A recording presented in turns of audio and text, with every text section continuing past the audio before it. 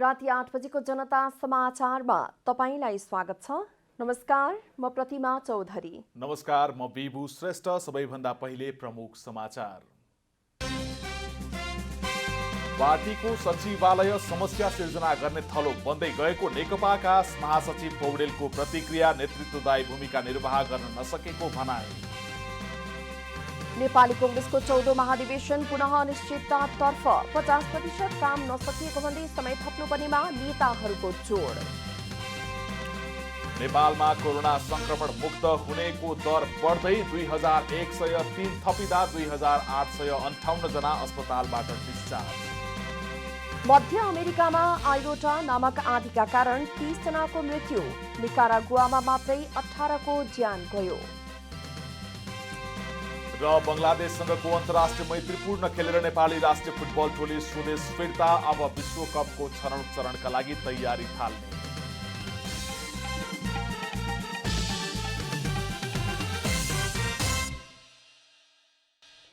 अब पूरा समाचार।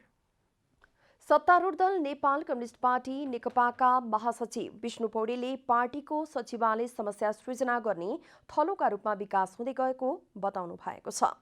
पार्टीको कोर अफ द लिडरशिपका रूपमा मान्यता पाएको सचिवालय आन्तरिक समस्या समाधान गर्ने भन्दा पनि समस्या सृजना गर्ने थलोका रूपमा विकास हुँदै गएको पौडेलको भनाइ छ। उहाँले नेकपा सचिवालयले पार्टीमा देखिएको समस्या र राष्ट्रिय राजनीतिलाई सही दिशामा लैजान गर्नका लागि नेतृत्वदायी भूमिका निर्वाह गर्नुपर्नेमा त्यस्तो गर्न नसकेको पनि बताउनुभयो। नेपाल कम्युनिस्ट पार्टी नेकपाभित्र केन्द्रीय सचिवालयलाई हामीले कोर अफ द लिडरशिप भन्ने गरेका छौँ। यो कोर अफ द लिडरशिपको भूमिकामा रहेको केन्द्रीय सचिवालयले पार्टीको आन्तरिक जीवनमा उत्पन्न भएका समस्याहरू र समग्र राष्ट्रिय राजनीतिलाई ठिक दिशामा दिशाबोध गर्नका निम्ति यसले नेतृत्वदायी भूमिका निर्वाह गर्नुपर्छ। तर पछिल्ला दिनहरूमा पार्टीको केन्द्रीय सचिवालय समस्या समाधानको थलो नभएर समस्या उत्पादन गर्ने, समस्या सृजना गर्ने भूमिकामा बदलिएको छ। महासचिव पौडेलले आफ्नो अभिभारा सही ढंगले पूरा गर्न नसक्ने अवस्था आएको भए सामूहिक रूपमा जिम्मेवारी हस्तान्तरण गर्नुपर्ने पनि बताउनुभयो। हामीले अब चाहिँ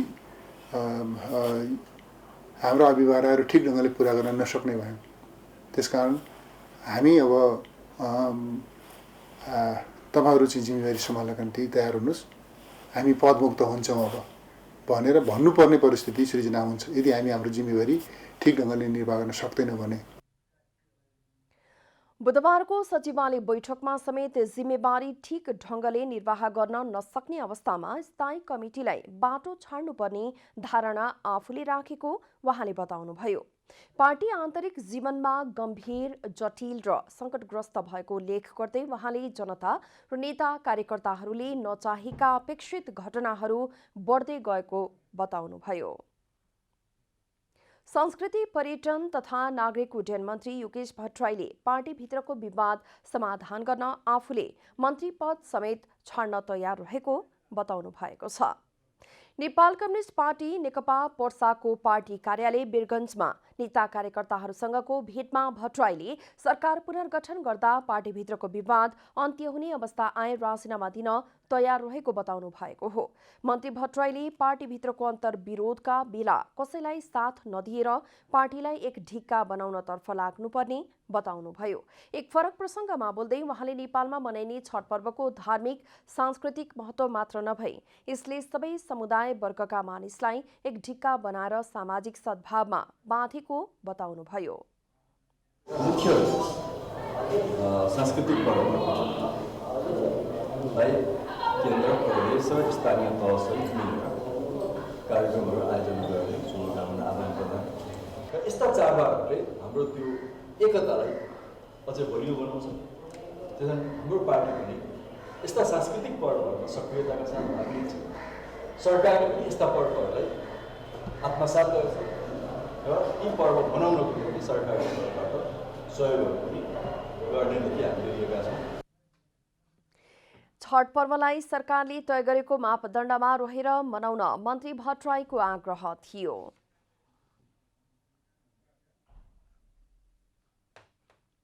कोरोना महामारीका कारण क्रियाशील सदस्य वितरणको काम प्रभावित भएपछि नेपाली कांग्रेसको 14औं महाधिवेशन फागुनमा गर्न नसकिनेमा कांग्रेसका शीर्ष नेताहरू पुगेका छन्। फागुन 7 देखि 10 का लागि निर्धारित गरिएको महाधिवेशन नहुने करिब निश्चित भएपछि नेताहरूले महाधिवेशन जेठमा गर्नुपर्ने बताउन थालेका छन्। कोरोना महामारीका बीच पनि महाधिवेशनको मिति नसार्ने गरी तोकिएको नेपाली कांग्रेसको महाधिवेशन फागुनमा गर्न नसकिने शीर्ष नेताहरूले बताउन थालेका छन्। कोरोना नियन्त्रणका लागि सरकारले गरेको निषेधाज्ञा र लकडाउनका कारण महाधिवेशनको काम पूर्ण रूपमा प्रभावित भएको थियो। अहिलेसम्म करिब 50 भन्दा बढी जिल्लामा क्रियाशील वितरणको काम र समायोजनको काम नसकिएकाले फागुनमा महाधिवेशन गर्न नसकिने शीर्ष नेताहरूले निष्कर्ष निकालेका छन्। महाधिवेशनको काम प्रभावित भएकाले 3 महिना समय थप गर्नुपर्ने कांग्रेस नेताहरूको भनाइ छ। अब फागुन 7 गते त अब सम्भव होला जस्तो देखिएको छैन कोभिडको कारणले गर्दा। हामीले अब अन्तिम अप्सन 6 महिना थप्न पाउने हुनाले भदौको पहिलो हप्तामा यो अधिवेशन गर्ने गरेर भन्ने एक थरी साथीहरू छन्। एक थरी साथीहरू जेठमा गर्ने भनेका छन्। एक थरी साथीहरू अब के भने अब यो पटक पटक सार्ने काम नगरौँ। नेता रमेश लेखकले पनि पार्टीको महाधिवेशन भदौसम्म गरिसक्ने संवैधानिक व्यवस्था भएकाले पनि भदौ अगावै गर्नुपर्ने बताउनुभयो। महाधिवेशनको कार्यतालिका प्रभावित भएकाले वर्ष अगावै महाधिवेशन गर्नुपर्ने नेता लेखकको धारणा छ। हाम्रो जुन कार्यतालिका थियो त्यो कार्यतालिका अहिले चाहिँ त त्यो कार्यतालिका अनुरूप काम हुन सकेन। पटक पटक हामीले कार्यतालिका संशोधन गरेर हामी आजको मितिसम्म पुगेका छौँ र आज पनि देशभरि क्रियाशील सदस्यता वितरण सुचारू ढङ्ग सबै ठाउँमा ठिक ढङ्गले अगाडि बढ्न सकिरहेका छैन कोरोनाका कारण। पार्टीको 13औं महाधिवेशनमा करिब 1300 भन्दा बढी प्रतिनिधि थिए। निर्वाचन क्षेत्र कटौती भए पनि कांग्रेसले महाधिवेशन प्रतिनिधिको संख्या भने झनै बढाएको छ। अबको महाधिवेशनमा 165 निर्वाचन क्षेत्रबाट चुनिने संख्या मात्रै 4125 पुग्नेछ। कमला हमाल, काठमाडौँ। सरकारले व्यावसायिक निरन्तरता कर्जा प्रवाह कार्यविधि 2077 जारी गरेको छ। कार्यविधि अनुसार 50 अर्ब रुपैयाँको व्यवसाय सञ्चालन निरन्तरता कर्जा प्रवाह खाता खोलिनेछ र 5% ब्याजमा सरकारबाट राहत ऋण पाइनेछ। अर्थ मन्त्रालयले व्यावसायिक निरन्तरता कर्जा प्रवाह कार्यविधि 2077 जारी गरेको छ। कोभिड-19बाट प्रभावित घरेलु साना तथा मझौला उद्यम एवं पर्यटन व्यवसायका श्रमिक र कर्मचारीको पारिश्रमिक भुक्तानी तथा व्यवसाय सञ्चालन निरन्तरताका लागि प्रभावकारी ढङ्गले कर्जा उपलब्ध गराउन कार्यविधि जारी गरिएको हो। मन्त्री परिषदबाट पारित कार्यविधि अनुसार सहुलियत कर्जा उपलब्ध गराई व्यवसायको निरन्तरता दिन सरकारले कर्जा प्रवाह गर्नका लागि नेपाल राष्ट्र ब्याङ्कमा आवश्यक रकमको व्यवस्था गर्नेछ। सरकारले राष्ट्र ब्याङ्कबाट सञ्चालन हुने गरी राष्ट्र ब्याङ्कको ब्याङ्किङ कार्यालयमा 50 अर्ब रुपैयाँको व्यवसाय सञ्चालन निरन्तरता कर्जा प्रवाह शोध भर्ना खाता खोल्नेछ, जसमा सरकारले उपलब्ध गराएको रकम सरकारको पूर्ण वा आंशिक स्वामित्वमा रहेका संस्थाबाट मन्त्रालयको समन्वयमा जम्मा हुने रकम, विदेशी सङ्घ संस्थाबाट सरकारले गरेको सम्झौता बमोजिम प्राप्त हुने रकम जम्मा गरिनेछ। यस्तै खातामा मन्त्रालयले पटक पटक गरी आवश्यकताका आधारमा रकम जम्मा गर्ने, खातामा रहेको रकम प्रायोजन समाप्त भएपछि राष्ट्र ब्याङ्कले सरकार तथा सम्बन्धित संस्थालाई फिर्ता गर्ने व्यवस्था गरिएको छ। कोभिड-19बाट प्रभावित भई श्रमिक र कर्मचारीको पारिश्रमिक भुक्तानी गर्न नसकी कर्जाको अभावमा उद्योग व्यवसाय सञ्चालन गर्न समस्या परेका घरेलु साना तथा मझौला उद्यम एवं पर्यटन व्यवसायलाई सहुलियत कर्जा प्रदान गरिने अर्थ मन्त्रालयले जनाएको छ। अति प्रभावित क्षेत्र, मध्यम प्रभावित क्षेत्र र न्यून प्रभावित क्षेत्र गरी कर्जालाई 3 किसिमले वर्गीकरण र सीमा निर्धारण गरिएको छ, जसमा अति प्रभावित क्षेत्रमा श्रमिक र कर्मचारीको वार्षिक पारिश्रमिक तथा सोको 50% थप गरी कुल रकम वा अधिकतम 10 करोड रुपैयाँसम्म रहेको छ। यस्तै मध्यम प्रभावित क्षेत्रमा श्रमिक र कर्मचारीहरूको वार्षिक पारिश्रमिक तथा सोको 50% थप गरी कुल रकम वा अधिकतम 7 करोड रुपैयाँसम्म रहेको छ। न्यून प्रभावित क्षेत्रमा श्रमिक र कर्मचारीहरूको वार्षिक पारिश्रमिक तथा सोको 50% थप गरी कुल रकम वा अधिकतम 5 करोड रुपैयाँसम्म रहेको छ। यसरी प्रवाह गरिने कर्जाको 50% अति प्रभावित क्षेत्रमा, 30% मध्यम प्रभावित क्षेत्रमा र 20% न्यून प्रभावित क्षेत्रमा प्रवाह गरिने कार्यविधिमा उल्लेख गरिएको छ। कार्यविधि अनुसार यसरी प्रवाह गरिने कर्जाको ब्याज दर पहिलो वर्षको लागि 5% र दोस्रो वर्षको लागि 6% कायम गरिएको छ। यस्तै कर्जा प्रवाह गर्ने ब्याङ्क तथा वित्तीय संस्थाहरूलाई पहिलो वर्ष 2% र दोस्रो वर्ष 3% ब्याज दरमा खाताबाट रकम उपलब्ध गराइनेछ। यस खातामा सरकारको पूर्ण वा आंशिक स्वामित्वमा रहेको संस्थाबाट लिने रकमको लागि त्यस्तो संस्थालाई बढीमा 5% ब्याज उपलब्ध गराइनेछ। यस्तो खाताबाट प्रदान गरिने भुक्तानी अवधि बढीमा 2 वर्षको हुनेछ। हरिशरण नेउपाने, काठमाडौँ। पछिल्लो 24 घण्टामा नेपालमा थप 2103 जनामा कोरोना संक्रमण पुष्टि भएको छ। 9805 वटा नमुना परीक्षण गर्दा 2103 जनामा संक्रमण पुष्टि भएको स्वास्थ्य तथा जनसङ्ख्या मन्त्रालयले जानकारी दिएको छ। यो सँगै नेपालमा कोरोना संक्रमितको संख्या 2,15,020 पुगेको छ। मन्त्रालयका अनुसार स्वास्थ्य मन्त्रालयका अनुसार पछिल्लो 24 घण्टामा 2858 जना संक्रमण मुक्त भएका छन्। नेपालमा हालसम्म कोरोना मुक्त हुनेको संख्या 1,85,638 पुगेको छ। हाल देशभर सक्रिय संक्रमितको संख्या 18,106 जना रहेको छ। त्यस्तै पछिल्लो 24 घण्टामा नेपालमा थप 17 जनाको कोरोना संक्रमणबाट मृत्यु भएको छ। यो सँगै नेपालमा कोरोना संक्रमणबाट मृत्यु हुनेको संख्या 1276 पुगेको छ। यसैबीच स्वास्थ्य तथा जनसङ्ख्या मन्त्रालयले कोरोना भाइरस संक्रमितको निःशुल्क उपचार नगर्ने अस्पताललाई कारबाही गर्ने भएको छ। मन्त्रालयका सहप्रवक्ता डाक्टर समीर कुमार अधिकारीले सरकारको निर्णयअनुसार कोभिड-19 का संक्रमितको उपचार नगर्ने अस्पताललाई नियमानुसार कारबाही गरिने बताउनुभयो। सबै अस्पताललाई संक्रमितको उपचार निःशुल्क गर्ने भनी परिपत्र र निर्देशन दिइसकेको उहाँले जानकारी दिनुभयो। उहाँले केही अस्पतालले अझै निःशुल्क उपचार नगरेको जनगुनासो आएकाले त्यस्ता अस्पताललाई नियमानुसार शोध भर्ना रकम उपलब्ध गराइने जानकारी दिनुभयो। कोभिड-19 को उपचार बापत अस्पताललाई अनुदान उपलब्ध गराउने सम्बन्धी आदेश 2077 परिमार्जन गरी मन्त्रालयले कोभिड-19 उपचारका लागि सूचीकृत अस्पताललाई कोभिड-19 को लक्षण भएको देखिएका व्यक्तिको PCR परीक्षण र उपचार निःशुल्क गर्ने निर्णय गरेको थियो। उपचार गरे बापत अस्पताललाई शोध भर्ना रकम मन्त्रालयले उपलब्ध गराउनेछ। सरकारले कोरोना बिमा गरेको हकमा भने बिमा रकमबाट तथा सक्षम, इच्छुक र योगदान गर्न चाहनेले उपचारमा योगदान गर्न सक्ने भनेको छ। नेपाल रेड क्रस सोसाइटीले सरकारलाई 7 वटा भेन्टिलेटर सहयोग स्वरूप उपलब्ध गराएको छ। रेड क्रसले कोभिड-19 रोकथाम तथा नियन्त्रणमा सहयोग पुर्याउने उद्देश्यले स्वास्थ्य तथा जनसङ्ख्या मन्त्रालयलाई सहयोग स्वरूप उपलब्ध गराएको हो। बिहिबार रेड क्रसकी उपाध्यक्ष शर्मिला कार्कीको नेतृत्वमा मन्त्रालयमा पुगेको टोलीले स्वास्थ्य मन्त्री भानुभक्त ढकाललाई सहयोग स्वरूप भेन्टिलेटर उपलब्ध गराएको हो।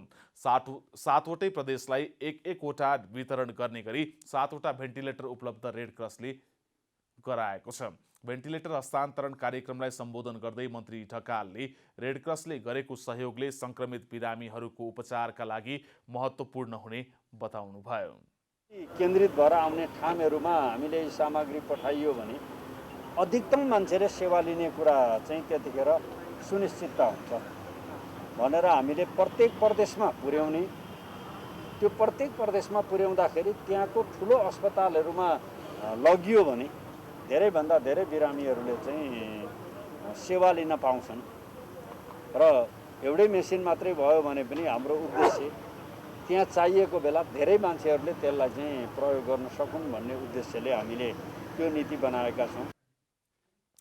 रेड क्रसले उपलब्ध गराएको भेन्टिलेटर मध्ये 1 वटा भेन्टिलेटर बागमती प्रदेश अन्तर्गत काठमाडौँमा रहेको शुक्रराज ट्रपिकल तथा सरुवा रोग अस्पतालमा आजै उपलब्ध गराइएको छ। स्वास्थ्य मन्त्रालयलाई यसअघि भारतीय सरकारले 28 वटा भेन्टिलेटर र अमेरिकी सरकारले 100 वटा भेन्टिलेटर उपलब्ध गराएको थियो। जनता समाचारमा विश्राम।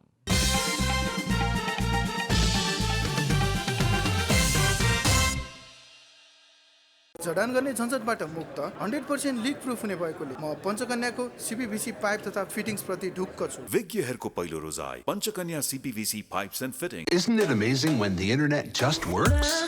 For binge watcher to binge shoppers, for the dancing shoes to midnight truce, speed the juice. For the stretched out poses to tongue out poses, for the selfie queen or whatever that means, private chatter. but gossip matters. Very antic, but very romantic for the weird poses and funny noses. Biker boy, well, maps are his toys. Maybe virals or new arrivals. From the shaking a leg to, breaking an egg. Baking spaces to messy faces. From a chick flick to a horror flick. And from the Lone Rangers and the Fun Bringers, we are Subisu Internet. Subisu, gig fiber, exceeding expectation.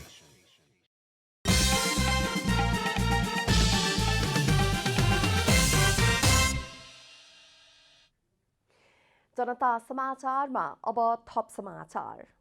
Chhath पर्वको दोस्रो दिन आज धार्मिक परम्परा अनुसार खरना पूजा गरिँदैछ। खरनाका दिन व्रतालुहरूले दिनभरि निराहार उपवास बसेर राति छठी मैयालाई आगमनको निम्तो दिँदै कुल देवताको पूजा आराधना गर्ने गर्दछन्। कार्तिक शुक्ल पञ्चमीमा मनाइने छठको दोस्रो दिनलाई खरना भनिन्छ। खरनामा व्रतालु दिनभर उपवास बसी साँझ नुहाई धुवाई गरी कुलदेवताको पूजा गर्ने परम्परा छ। खरना पूजाबाटै छठ पर्वको व्रत प्रारम्भ भएको मानिन्छ। खरना पूजामा यस दिन पूजा कोठामा नयाँ चुल्हो बनाई गहुँ र चामलको पिठोको प्रसाद तयार गर्दा चोखो र शुद्ध राख्नुपर्ने मान्यता छ। यससँगै खरनामा प्रसादका रूपमा सखरको खीर, पुरी, केरा र मुला पनि चढाइने गरिएको छ। उक्त प्रसाद कुलदेवताको पूजापछि परिवारका सदस्य र छरछिमेकलाई दिइन्छ।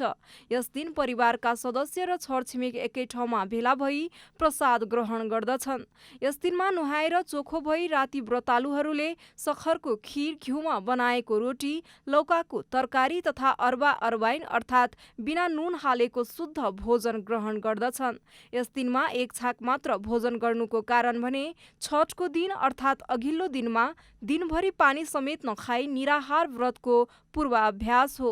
सुख, स्वास्थ्य, समृद्धि तथा सन्तान प्राप्ति र चर्म रोग निको हुने विश्वासका साथ खरना मनाइन्छ। 4 दिनसम्म मनाइने यस पर्वको पहिलो दिन बुधबार व्रतालुहरूले नहाए खाए अर्थात् नुहाएर खाएर जिउ चोख्याउने काम गरेका थिए। त्यस्तै पर्वको दोस्रो दिन आज खरना पूजा गर्दैछन्। त्यस्तै शुक्रबार अस्तौदो र शनिबार उदाउँदो सूर्यलाई अर्घ दिएर छठ पूजा सम्पन्न हुनेछ। मधेसी समुदायले मात्र मनाउने छठ पर्व पछिल्लो समय पहाडमा समेत मनाउन थालिएको हो। आस्था र विश्वास बढ्दै गएपछि छठ अहिले राष्ट्रिय पर्व बन्न थालेको देखिएको छ। बागमती प्रदेश सरकारले वर्षौं पहिले नै काम नलाग्ने भएर फालिसकेको थोत्रा मोटरसाइकलको पनि कर तिर्नुपर्ने बाध्यात्मक व्यवस्था लागू गराएको छ। बागमती प्रदेश सरकारले अस्तित्वमै नभएका तर दर्ता खारेज नगरिएका मोटरसाइकलको पनि कर तिर्न राजपत्रमा सूचना निकालेको हो। अब पुराना थोत्रिएका वा कबाडीमा बेचेको सवारी साधनको पनि कर तिर्नुपर्ने भएको छ। बागमती प्रदेश सरकारले जारी गरेको सूचना अनुसार अब यातायात कार्यालयमा गएर दर्ता खारेज नगराएका सवारी साधनको अहिलेसम्मको कर तिर्नै पर्ने भएको हो। बागमती प्रदेशद्वारा प्रकाशित प्रदेश राजपत्रको विविध शीर्षकको बुँदा नम्बर 15 अनुसार अब वर्षौं पहिले नै काम नलाग्ने भएर फालिसकेका थोत्रा मोटरसाइकलको पनि कर तिर्नुपर्नेछ। कर तिर्नका लागि प्रदेश सरकारले ताकेता गर्न सुरु गरिसकेको छ। 5 वर्षभन्दा बढी अवधिको सवारी साधन कर नतिरी नवीकरण समेत नभएका तथा सवारीको भौतिक अस्तित्व समेत नरहेको, कुनै दुर्घटनामा पर्यो यस्तो अवस्था भयो भने भौतिक अस्तित्व समेत नरहेको तर कार्यालयको अभिलेखमा रहिरहेको सवारी धनीहरूले 70 साल मङ्सिर मसान्तसम्म सवारी साधन कर बुझाएमा सोमा लाग्ने दस्तुरको जरिवाना छुट गरिनेछ। सो अवधिभित्र नबुझाएमा कानुन बमोजिम सरकारी बाँकी सरह असुल उपर गरिनेछ भनेर ऐनमा यो व्यवस्था आयो। धेरै मानिसलाई थाहा नहुन सक्छ कि काम नलाग्ने भएपछि पनि मोटरसाइकल वा स्कुटरको कर तिरिरहनु पर्छ भन्ने कुरा। तर यातायात कार्यालयमा गएर ती सवारी साधनको दर्ता खारेज नगराएको भए हालसम्म पनि उक्त सवारी साधनको कर तिर्नुपर्छ र उक्त कर तिर्दिन भनेर कसैले सुख पाउँदैनन्।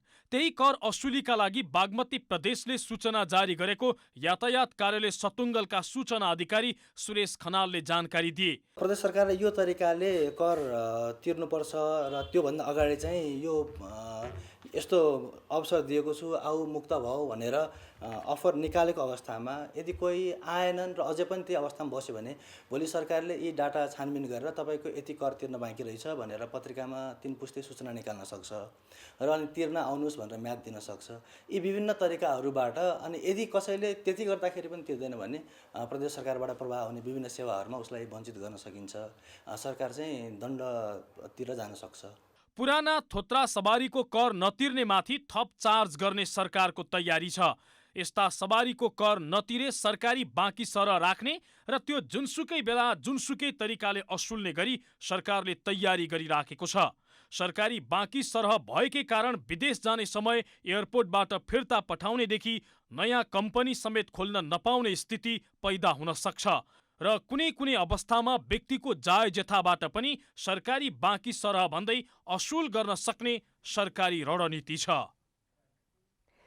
गत सोमबारदेखि उपत्यका लगायत देशैभरि चिसो बढेको छ। पश्चिमी वायुको प्रभावले चिसो बढेको र यो क्रम जारी रहने भन्दै जल तथा मौसम विज्ञान विभागले चिसोबाट जोगिन आवश्यक सावधानी अपनाउन आग्रह समेत गरेको छ। केही दिन यता उपत्यका लगायत देशैभरि चिसो बढेको छ। पश्चिमी वायुको प्रभावले उपत्यका लगायत देशैभरि चिसो बढेको र थप बढ्दै जाने हुँदा चिसोबाट जोगिन आवश्यक सावधानी अपनाउन जल तथा मौसम विभागले आग्रह गरेको छ। तत्काल वर्षा र हिमपातको सम्भावना नदेखिए पनि बिहानी पख लाग्ने हुस्सुका कारण पारदर्शितामा कमी भई सडक तथा हवाई यातायात प्रभावित हुन सक्ने सम्भावना रहेकोले आवश्यक सतर्कता अपनाउन विभागको अनुरोध छ। बिस्तारै चाहिँ तराईका जिल्लाहरूमा र पहाडी जिल्लाहरूमा पनि हुस्सुका कुहिरो बिस्तारै लाग्ने सम्भावना छ। केही स्थानहरूमा अस्तिदेखि सुरु भएको अवस्था पनि छ। यस वर्ष पनि शीतलहरको सम्भावना चाहिँ देखिन्छ। शीतलहरबाट बच्नको लागि चाहिँ पूर्व तयारीहरू अहिलेदेखि गर्नु आवश्यक छ। विभागले यस वर्ष तराईका जिल्लाहरूमा शीतलहरको प्रबल सम्भावना रहेको र आवश्यक पूर्व तयारी अपनाउन आग्रह गरेको छ। चिसो बढेसँगै उपत्यकाको न्यूनतम तापक्रम 5.6 डिग्री सेल्सियसमा झरेको विभागले जनाएको छ। तापक्रम र अधिकतम तापक्रम चाहिँ घट्ने क्रममै छ। त्यसले गर्दाखेरि चिसो हुन्छ र बिहानी पख चाहिँ कुहिरो हुस्सु लाग्ने सम्भावना छ। त्यसले गर्दाखेरि बिहानी पख चाहिँ अलिकति हामी यात्रा गर्दा अथवा बाइक चलाउँदा गाडी चलाउँदा चाहिँ अलिकति सतर्क भएर चलाउनु पर्ने हुन्छ र यसले चाहिँ हवाई यातायातमा केही प्रभाव पार्ने सम्भावना देखिन्छ। नत्र भए खासै तत्कालको लागि चाहिँ मौसमको कारणले त्यस्तो नकारात्मक प्रभाव पार्ने चाहिँ देखिँदैन। सामान्यतया जम्मू कश्मीर लगायत पश्चिम दिशाबाट हिमपातसँगै आउने वायुका कारण नेपालमा चिसो सुरु हुने गर्दछ। वर्षा र हिमपातको सम्भावना नरहेको र पहाडी भूभागमा मौसम सफा रहने तर हुस्सु र शीतलहरले जनजीवन प्रभावित हुन सक्ने विभागको भनाइ छ। रूपा घिमिरे, काठमाडौँ। खुला मञ्चमा निशुल्क खाना खुवाउँदै आएको हाम्रो टिम नेपालले निशुल्क खाद्यान्न वितरणको अभियान पनि सुरु गरेको छ। काठमाडौँ महानगरपालिकाले खुल्ला मञ्चमा खाना नखुवाउन आग्रह गरेपछि अहिले परोपकार प्रसुति तथा स्त्री रोग अस्पताल छेउमा खाना खुवाइरहेको हाम्रो टिमले खाद्यान्न सहयोग पनि सुरु गरेको हो।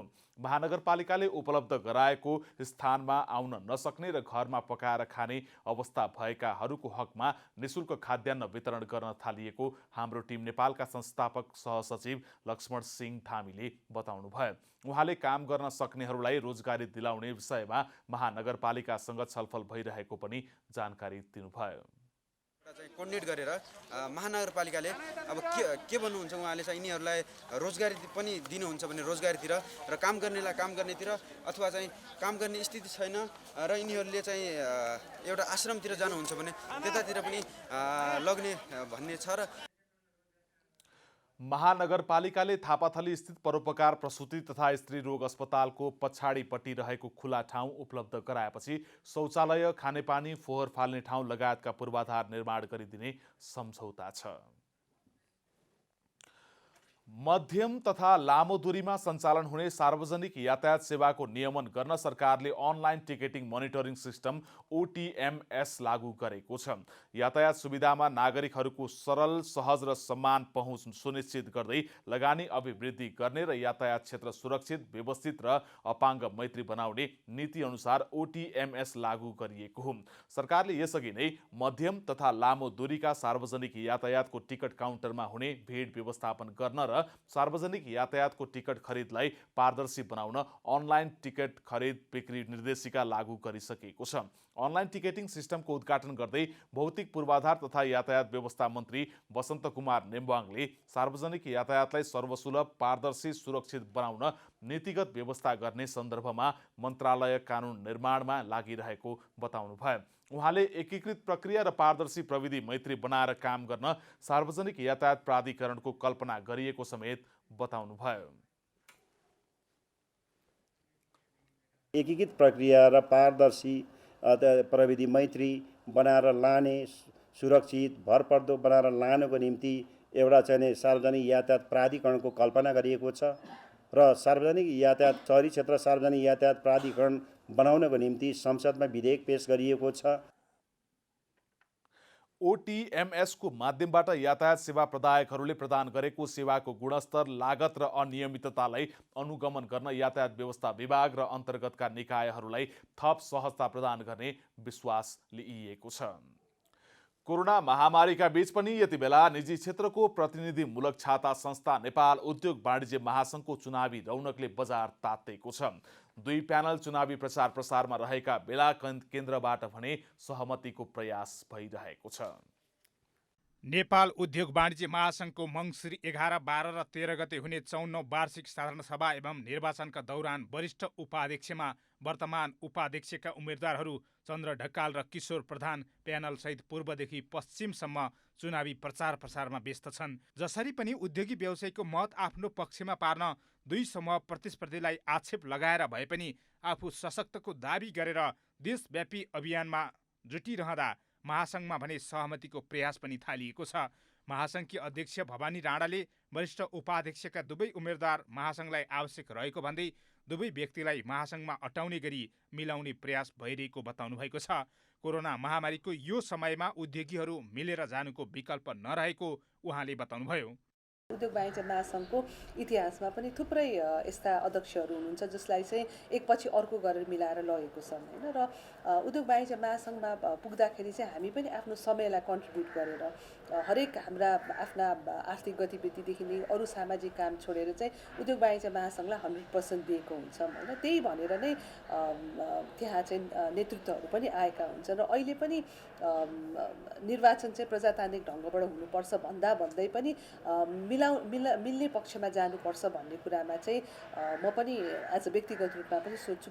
कोभिड-19 को वर्तमान परिस्थितिमा महासंघका कामहरूलाई प्रभावकारी बनाउन पनि दुवै व्यक्तिको आवश्यकता पर्ने भएको र त्यसका लागि दुवै व्यक्तिले त्याग गर्न सक्नुपर्ने अध्यक्ष राणाको भनाइ छ। दुवैजनालाई चाहिँ एउटा सशक्त उम्मेदवारको रूपमा देख्छु हैन उहाँहरूलाई, र दुईजना नै महासंघमा अट्नुपर्छ भन्नेमा मेरो व्यक्तिगत विचार पनि छ र मलाई लाग्छ महासंघले पनि त्यो धारणा लिएर अगाडि बढ्नुपर्छ र उहाँहरूसँग चाहिँ सहमतिको लागि चाहिँ कुराहरू भइरहेको छ। र मेरो अन्तिम प्रयास भने पनि अब त यो निर्वाचनको समय पनि आयो, तिहार पनि सिद्धिसकेको अवस्था छ हैन। चाडपर्व छठपछि चाहिँ एकचोटि दुईजनालाई राखेर कुरा गरेर सहमतिको वातावरण बनाउँछु। महासंघको 54औं वार्षिक साधारण सभा तथा निर्वाचन मङ्सिर 11, 12 र 13 गते काठमाडौँमा हुँदैछ। गत चैतमा हुनुपर्ने महासंघको 54औं साधारण सभा तथा निर्वाचन कोभिड-19 का कारण स्थगित भएको थियो। पटक पटक साधारण सभा तथा निर्वाचनको मिति तोकिए पनि कोभिड-19 को संक्रमण रोकथाम तथा नियन्त्रणको लागि सरकारले जारी गरेका लकडाउन तथा निषेधाज्ञाका कारण साधारण सभा हुन सकेको थिएन। हरिशरण नेउपाने, काठमाडौँ। अब आर्थिक समाचार।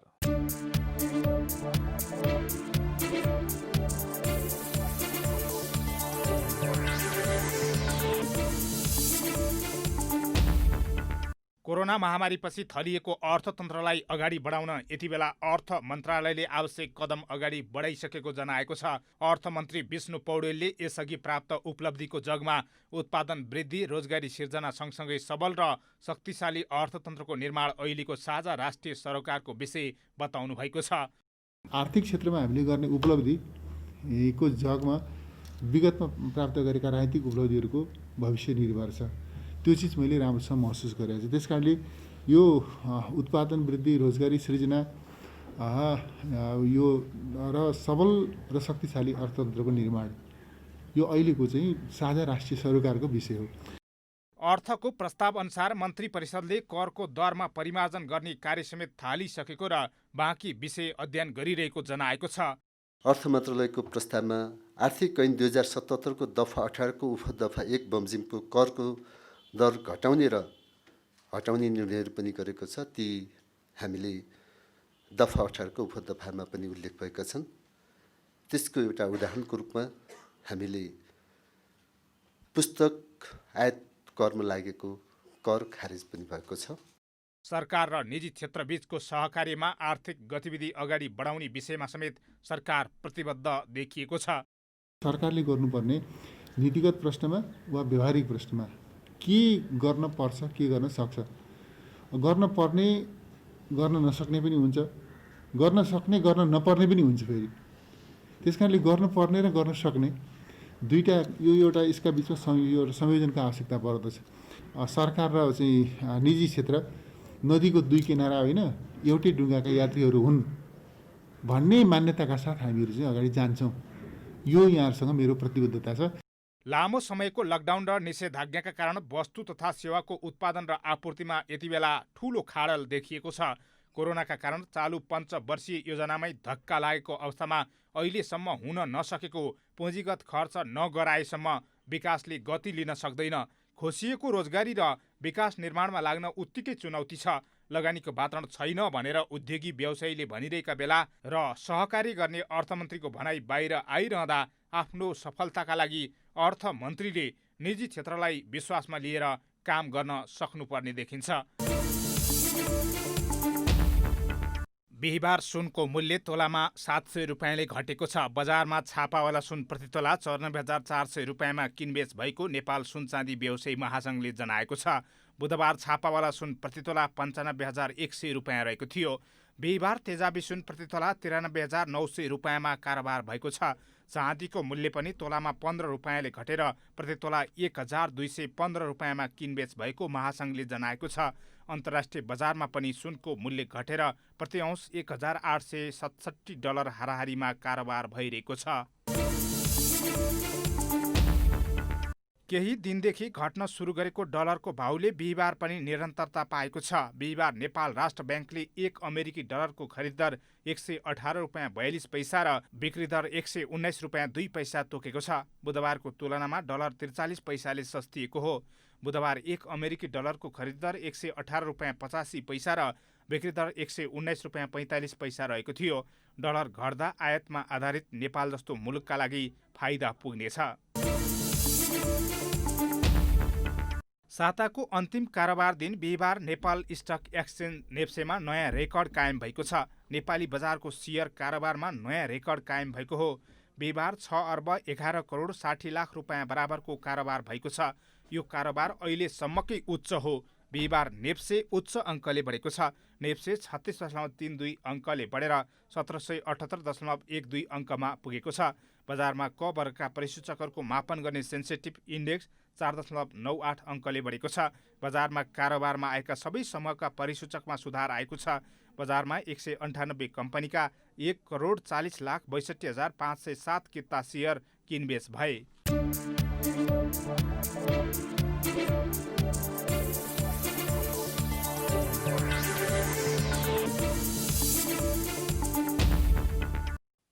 अब खेल समाचार।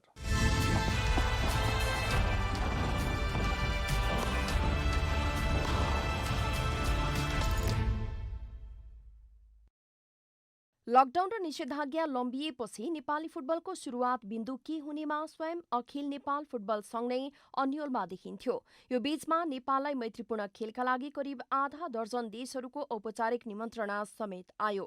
तर परिस्थितिको सहजता र तत्काल खेल्न सक्ने गरी बांग्लादेशको निमन्त्रणा एन्फाले स्वीकार्यो।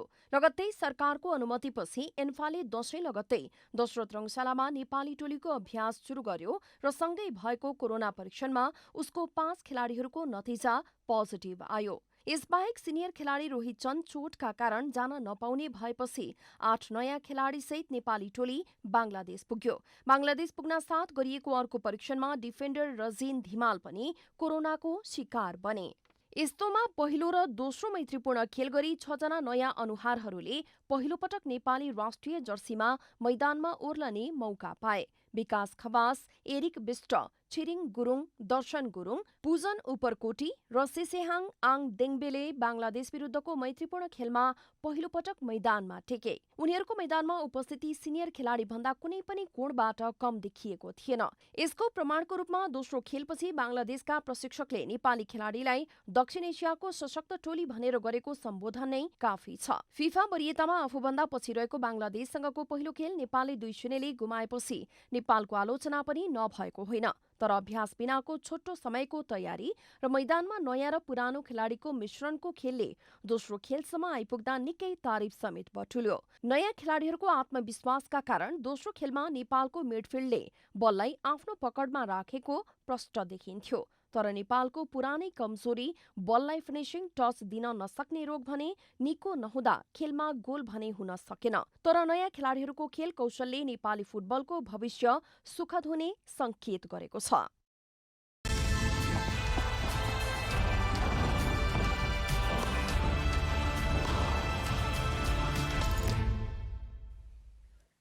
अब मौसम समाचार।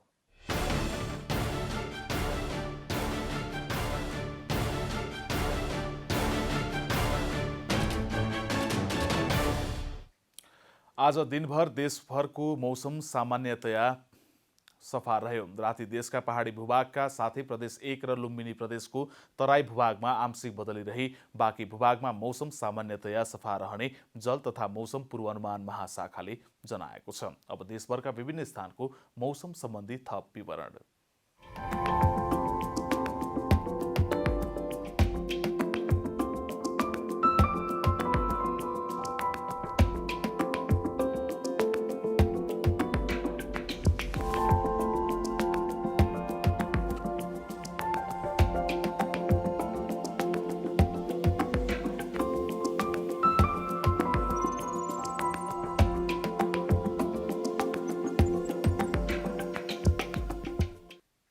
अन्त्यमा आजको डायरी।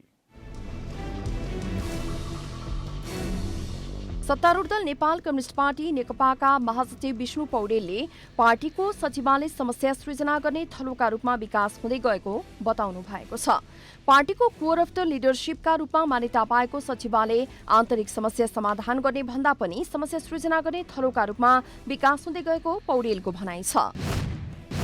कोरोना महामारीका कारण क्रियाशील सदस्य वितरणको काम प्रभावित भएपछि नेपाली कांग्रेसको 14औं महाधिवेशन फागुनमा गर्न नसकिनेमा कांग्रेसका शीर्ष नेताहरू पुगेका छन्। फागुन 7 देखि 10 का लागि निर्धारित गरिएको महाधिवेशन नहुने करिब निश्चित भएपछि नेताहरूले महाधिवेशन जेठमा गर्नुपर्ने बताउन थालेका छन्।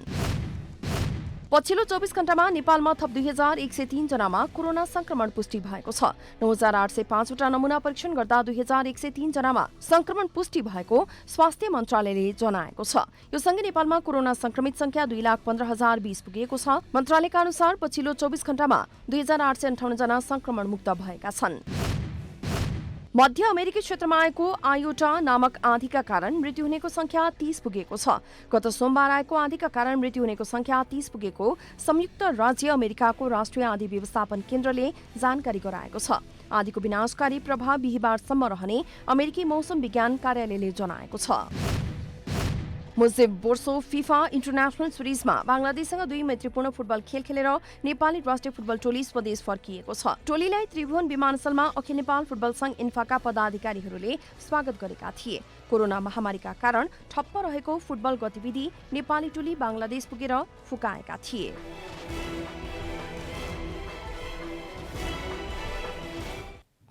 जनता समाचार अहिलेलाई यति नै। जनताद्वारा जनताका लागि प्रसारित जनता टेलिभिजनका कार्यक्रमहरू तपाईँ युट्युब, फेसबुक, ट्विटर र हाम्रो वेबसाइट जनतासमाचार.com मा पनि पढ्न र हेर्न सक्नुहुनेछ। सूचनामा तपाईँको सहभागिता, समयमा समाचार हाम्रो प्रतिबद्धता। कोरोना भाइरसको संक्रमणबाट बस्न नियमित रूपमा तपाईँले साबुन पानीले मिचिमिची हात धुनुहोस् र भिडभाडबाट टाढै रहनुहोस्। नमस्कार।